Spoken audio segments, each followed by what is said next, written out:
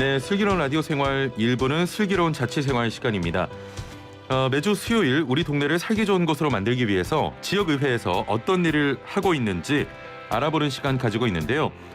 1970년대 대도시의 무질서한 확산을 방지하고 시민들의 여가 공간을 위해 지정된 그린벨트. 하지만 그 속에서 살아가는 주민들은 수십 년째 해결되지 못한 불편함을 안고 살아가고 있다고 하는데요. 녹지를 지키는 것도 또 시민들의 불편을 해결하는 것도 함께 할 수 있는 방법은 없을까요? 자, 경기도 의회에서 이런 개발 제한 구역의 효과적인 개선 방법을 위한 특위가 마련된다고 합니다. 자, 자세한 내용 경기도 의회 이창균 의원 전화 연결해서 들어보겠습니다. 안녕하세요. 네, 안녕하세요. 예. 코로나19 또 장기화되고 있고 백신 접종 앞두고 있는데 많이 바쁘시죠? 네, 그렇습니다. 예. 예. 그린벨트 상당수가 해제를 거듭해 왔는데 경기도에 남아있는 면적은 어느 정도입니까? 이 개발 제한 구역 면적이 이제 전국적으로 보게 되면은 3,837평방미터고요. 예. 그 경기도는 그 30.36%를 차지하는 전국 규모죠. 예. 1,165평방킬로미터로 지금 현재 차지를 하고 있습니다. 가장 큰 비중이에요, 상대적으로. 예. 예.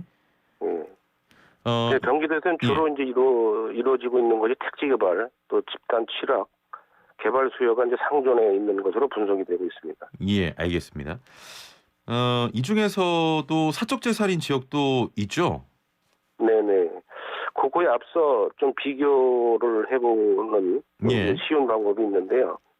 우리 그 특별시를 중심으로 해가지고 7개 우리 광역시가 있지 않습니까? 예.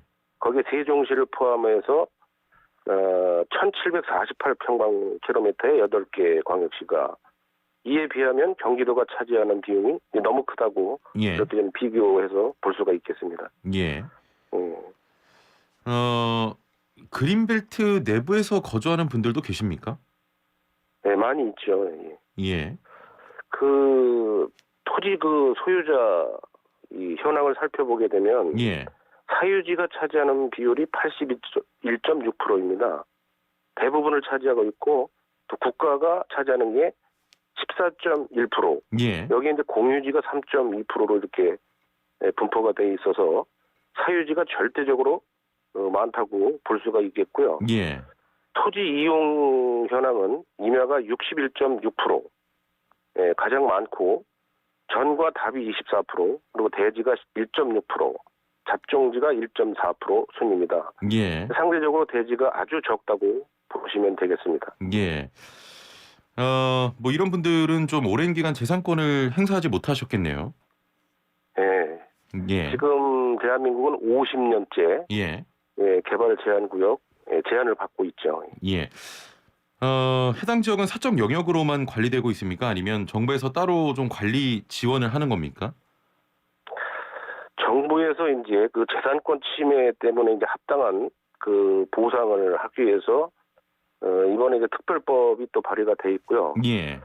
특별한 경유를 제외하고는 집을 짓는 등 행위는 불가능하다고 이렇게 보시면 됩니다.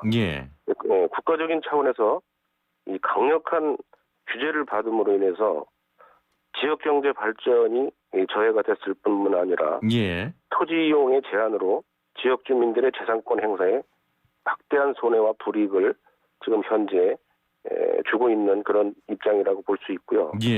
이 개발 제한 구역은 그 경계 구역 밖 지역, 그러니까 개발 지역 비지역이죠. 그동안에 이제 많은 그 집가 상승이 있었지만 상대적으로 개발 제한 구역은 낮은 수준에 머물고 있다는 것은 감안해서 볼 때 더욱 그렇다고 볼 수 있고, 우리나라 그 헌법 23조 3항을 잠깐 얘기를 드리면 공익 사업으로 인해서 국민에 대한 개인 재산 이 조항을 두고 있는데 이 제한을 두게 되면 그 보상을 해야 한다라는 그 규정이 있습니다. 수용도 그렇고 사용도 그렇고 공공 필요에 의한 재산권이죠. 그러면 이런 의무 규정이 있음에도 불구하고 현재까지 50년째 제한을 두고 있는 것이고, 특히나 이제 그 헌법재판소에서는 1998년도 당시에 불합치 판정, 그러니까 예. 위헌 소재가 있다는 그 판정도 내리게 됐죠. 예. 이런 부분으로 볼 때 지금 상대적으로 이 보상을 하해야 한다 이런 의무 규정이 전혀 그 보상이 이루어지지 않고 있다 이렇게 볼 수가 있겠습니다. 예. 말씀 들어보니까 여기서 좀 궁금한 게 방금 말씀하셨던 것처럼 헌법재판소에서 그린벨트 불합치 결정 있었잖아요. 네, 98년도에 있었죠. 예, 그렇습니다. 이후에 상당 부분 좀 그린벨트 해제가 되기도 했는데 아직 남아 있는 곳들과 해제된 곳 어떤 차이가 있습니까? 상대적으로 이제 불이익을 뭐 이렇게 그 이야기를 드렸지만 그린벨트 선 하나 차이로 예. 지가가 10배 이렇게 차이 나는 곳이 있습니다. 예. 이런 부분들은 대단히 중요한 개인 재산에서는 문제가 되고 있다는 것을 우리가 볼 수가 있겠죠. 예. 우리가 개발 제한 구역이라고 하면 말 그대로 지역 내에서 좀 무엇도 할 수 없다 이런 인식이 큰데 사람이 거주할 수 있으면 어느 정도 좀 활용이 가능하다는 거거든요. 구체적으로 어떻게 나뉩니까? 원칙적으로는 이제 개인 토지 소유자죠. 예. 근데 아무것도 할 수가 없다 이렇게 보아도 과언이 아닐 것 같습니다. 예. 구체적으로 이 건축물의 건축, 또 용도 변경, 공작물 설치, 토지 형질 변경, 그다음에 벌채, 그다음에 토지 분할, 물건 등을 쌓아놓는 이런 행위들조차도 전혀 할 수가 없고요. 예. 대부분 이런 것들은 그 사유재산과는 전혀 거리가 먼 것이라고 볼 수가 있겠죠. 예. 다만 국가에서 한시적으로 작년이죠. 2020년 12월 말까지 훼손지 정비 사업이란 그 개정안을 예. 한시적으로 내놨었는데요. 이런 것과 또 취락지구로의 이축, 또 택지 개발 사업으로 인해서 그 하는 이런 거 해제, 뭐 이런 것들을 들 수 있는데 중요한 것은 그 택지 개발 사업을 하는 사업 시행자, 예. 또 그 수 분양권자들 이런 분들이 이제 무조건 이익을 보게 되지만 개발 지역구역 내에서 수용당하고 토지자는 상대적으로 손실을 보게 되는 그런 구조를 반드시 그 개선할 필요가 있다 이렇게 예. 보아집니다. 예. 지금 이 개발 제한 구역 해제 그 관련 소관 부처가 국토교통부 아니겠습니까? 네, 그렇습니다. 예. 아무래도 이 그린벨트 문제는 조금 법 조항도 까다롭고 행정 절차도 때문에 아무래도 좀 해제가 쉽지 않았는데 지금 국토교통부와 협의가 완료가 됐습니다. 어떻게 이렇게 협의까지 이끄신 겁니까? 전체적인 그 협의 사항은 아니고요. 이제 예. 개발 제한 구역 내 훼손지 정비 사업을 한시적으로 이렇게 개정회에서 했다고 했지 않습니까? 예. 이 부분만 지금 현재 열려 있는 상태고요. 예. 개인적으로 그린벨트를 전면 해제하거나 이런 경우는 거의가 없었고, 예. 2006년도 당시 이제 20호 이상 집단 취락지구죠. 예. 이 부분은 이제 해제한 적이 있었습니다. 나머지 것들은 전부 공익 사업에 의한 아파트를 짓기 위한 방법이겠죠. 예. 이런 것으로 이제 소진이 됐다고 볼 수가 있겠습니다. 예. 훼손지 정비 사업이 구체적으로 뭘 어떻게 하는 겁니까? 그 동안에 예. 그거에 앞서서 이 그린벨트를 조금 청취자분들이 이해를 예. 좀 하실 필요가 있어서 좀 부연 설명이 필요할 것 같습니다. 예. 그린벨트라는 것의 시작은 영국으로부터 80년 전에 시작이 됐습니다. 예. 그때 당시에 영국은 3억 5천만 파운드죠. 우리나라 돈으로 82조 원이라는 돈을 갖고 50년간에 걸쳐서 그린벨트 주민 의견 수렴을 해서 예. 시작이 됐습니다. 그 후에 이제 미국에서 제2개 주가 예. 로즈벨트 대통령 당시인데요. 3개 주가 벤치마킹을 해가게 됩니다. 예. 그럼 여기도 역시 마찬가지로 보상을 다 했습니다. 예. 근데 대한민국을 비롯한 이제 서울 수도권이죠. 이런 부분들도 당시 이제 도쿄, 예. 타이페이 또 서울을 포함해서 했지만 이런 그 보상이 전혀 우리나라는 이루어지지 않은 상태에서 예. 지정을 하게 되었고, 그 지금까지도 이제 50년간이라는 세월을 예. 그 지정된 상태 그대로 유지를 하고 있는 것이 우리나라 이제 그린벨트라고 보는데, 예. 자, 이랬기 때문에 헌법 23조 3항에 의해서 보상을 하여야 한다는 규정에 따라서 훼손지 정비 사업이라는 것이 그 발의가 된 것이죠. 예.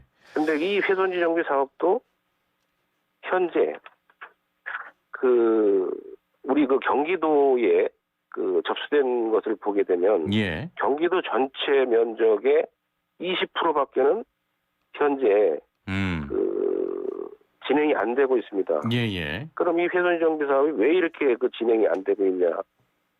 이런 것들은 그 제한 조건이 너무 많기 때문에 신청을 하고 싶어도 또 신청 대상자 자체도 그 2016년 4월 30일 이전에 그 동식물 관련 시설을 설치를 해서 지금 불법으로 이제 사용을 하고 있는 거죠. 물류센터로 볼 수 있는데, 그런데 이 해당 그 조건이 3,000, 3,000, 4,000 평방미터, 그럼 10,000평방미터가 되지 않습니까? 그럼 여러 사람이 합해서 10,000평방미터를 갖고 한 개 구역으로 봅니다. 이렇게 신청을 해야만이 가능하고. 그런 게 제한 조건이군요. 예, 제한 조건이고.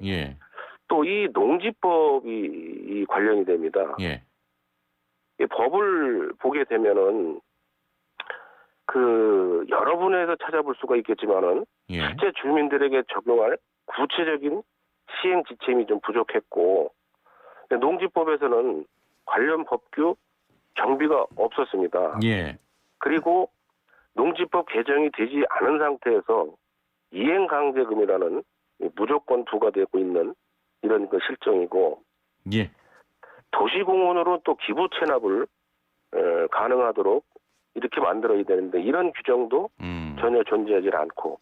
알겠습니다. 이런 경우입니다. 그럼 이번에 경기도 의회에서 구성되는 개발제한구역 특별위원회가 좀 이런 문제들을 함께 고민하기 위해서 마련되는 기구입니까? 네, 그렇습니다. 그동안에 이제 국회에서 위헌 판결이 있음에도 불구하고 법이 제정이 되질 않았고, 또 그린벨트 이 개발 제한 구역에 대한 이 보상법 규정이 전혀 없습니다. 보상법이 없다 보니까 보상을 할 수 있는 방법이 당연히 없겠죠.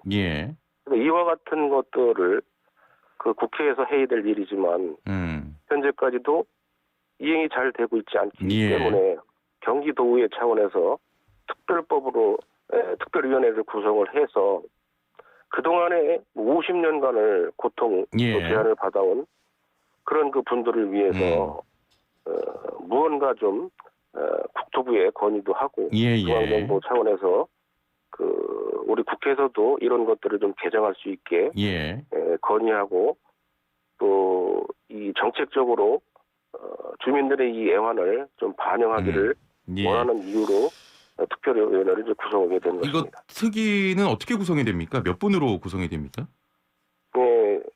조례에 이제 21명까지로 이렇게 제한을 두고 있고요. 기간도 있잖아요. 기간은 6개월을 두고 있습니다. 인원은 이제 그 우리 경기도의원을 중심으로 이렇게 구성이 되게 돼 있습니다. 자, 그럼 이제 특위가 구성이 되고 진행이 될 텐데 이런 좀 정비 사업이 제대로 역할을 하려면 어떻게 좀 진행돼야겠습니까? 실제로 그 사업 진행 과정에서 그동안에 나타난 문제들을 고려해서 국토부나 경기도, 그다음에 지자체에서 좀 더 유연한 행정을 펼치는 것이 가장 중요한 판단이라고 생각을 하고요. 국토부에서 현재까지는 4건이 그 협의가 된 그런 상황에 있습니다. 지자체에서 진행이 될 때 융통성 있는 행정이 좀 절실히 좀 필요하고요. 예를 들어서 법규에 적합할 경우에는 기존 건축물을 존치하고 또 기부 체납의 행정 절차를 좀 단축해주고 농지의 그 지목 변경 절차를 좀 간소하게 해서 그 결국에는 국가와 지자체 그리고 도민 함께 만들어가는 사업이 되어야 예. 성공할 수 있지 않을까 이렇게 판단이 됩니다. 알겠습니다. 자, 마지막으로 개발제한구역 특별위원회를 포함해서 올해 이것만은 꼭 해내겠다 이런 활동 계획 있으시면 마지막으로 한 말씀 부탁드리겠습니다.